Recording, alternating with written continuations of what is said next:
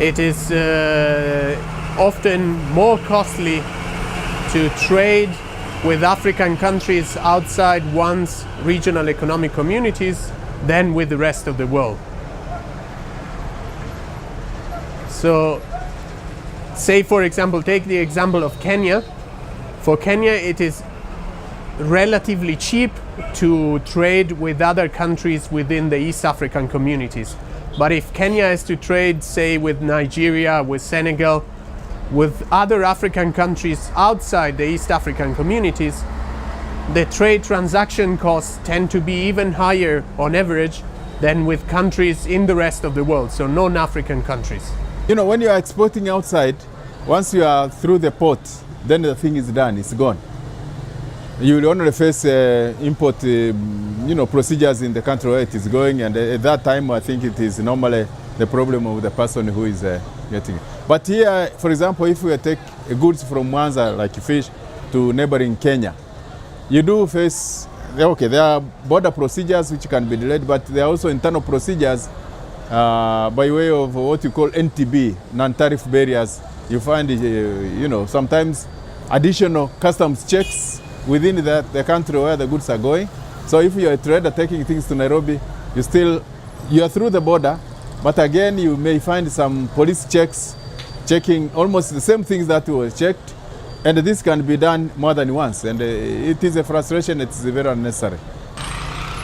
Well, there are so many factors, I think, that come into play. And also when you think about trading with outside of Africa, it is what nature of trade are we doing? Maybe it did not come out clearly, because in most cases, most of the times, we are importing products from outside of Africa and we are exporting less. And if we export, it's largely in raw material form, not so much of the processed products. So I think we have to draw a distinction on exactly what we're talking about. And if we do that, maybe we'll have a better narrative for discussion. But yes, we take the point that normally that is usually the situation going on, because largely we import, and we import from the big countries.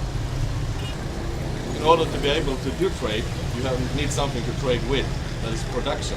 Isn't that also maybe the first problem in African countries, that the production is low? Indeed, and I think that's one of the things we talked about, that we have challenges with production.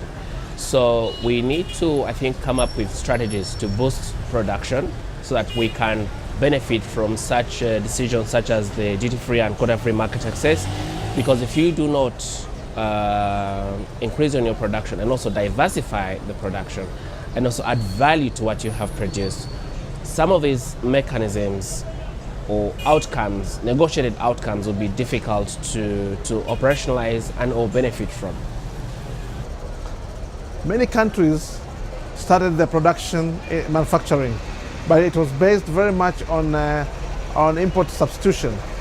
Many of those failed because they were not able to grow those industries beyond what they should.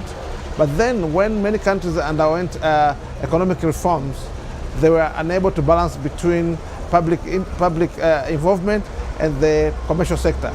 So some of the commercial sector or business sector in the African region is very weak.